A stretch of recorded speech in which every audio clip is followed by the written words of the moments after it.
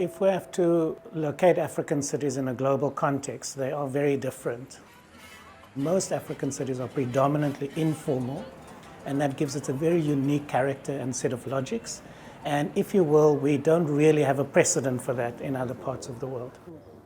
Professor Edgar Pieterse leads the African Centre for Cities at the University of Cape Town, researching urbanism from a distinctly African perspective. Since there isn't formal infrastructure or formal housing or formal jobs, most Africans are hustling all the time. And they are hustling in terms of trying to put food on the table, but also to get their kids educated and to access water and energy services and so forth. Now, within that, there is a form of intelligence. There's a capacity to innovate, to continuously adapt.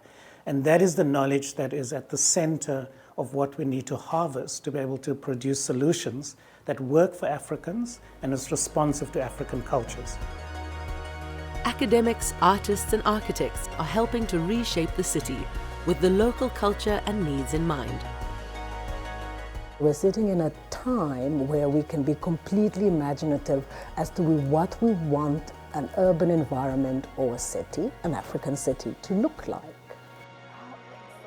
We can leapfrog whatever is tying us to some kind of problematic past, problematic infrastructure, way of being, and we can literally move into a future where anything is possible, because we have no choice but to radically imagine and speculate as to what that environment is going to be. Philippa Tumubweinee fondly refers to architects as makers and is committed to building a more socially inclusive and environmentally sustainable world. We have everything from net zero buildings to buildings built completely out of natural materials. There's a upswell of people who are experimenting with different ways of looking at how we build our built environment.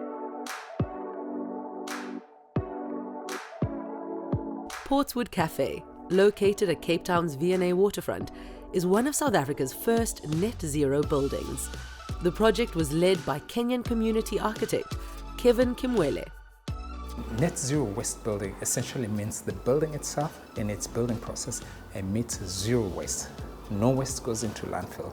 It's a very big milestone because essentially this building is made up of about 98% recycled material from within this precinct. It's been 3 years in the making, so that's how thorough and detailed we've been in trying to produce a very circular building. Everything from the bricks to the wood, steel and even the glass bottles were all recycled or upcycled. For a very long time, I think we in Africa did not realize or were not appreciated in terms of the design authenticity we have or approach to circularity and sustainability, etc.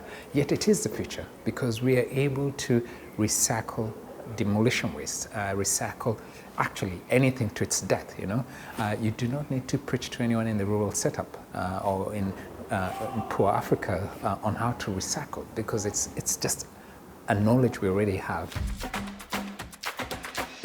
Now Kevin's applying this age-old method to prime African real estate, but it's not limited to this market alone. This building involves various communities within Cape Town, and we employed labor specifically from the township so that we could be able to employ people from the community to come work here. You can imagine about the social economic, the livelihood, the impact, but beyond that, the excess material that we had accumulated here ended up creating a different project, the Langa Agri-Hub project, to support farmers that desperately needs a new facility. Located in Langa Township, this Agri-Hub shares its grounds and vision with 16 on Lerotoli, a contemporary art gallery and one of Edgar's favorite places in Cape Town. I love this space because it speaks to that can-do attitude.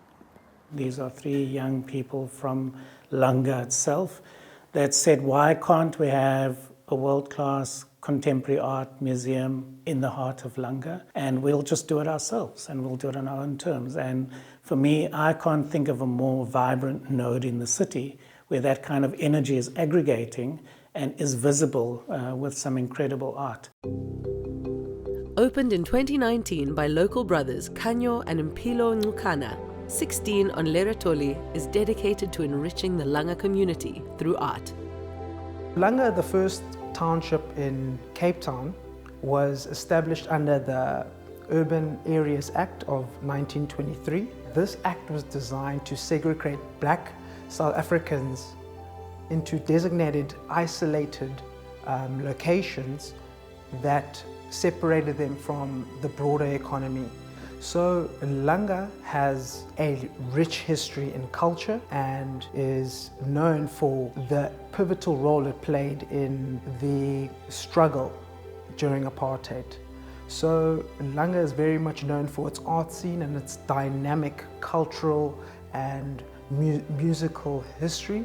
And that's exactly what we wanted to do in this space, is highlight that and put that on a world platform. Showcasing work of artists both from this very community and from across Africa, the space has become a cornerstone of cultural inclusivity and identity. We think it's very important for us to stay grounded within our identity, especially in the rapid mists of urbanization and globalization, as it gives us a sense of belonging as well as a continuity. 16 on Leratoli exemplifies this by how urban areas can use art and culture in their everyday life fabric to create vibrant communities where people from all different backgrounds can come to connect.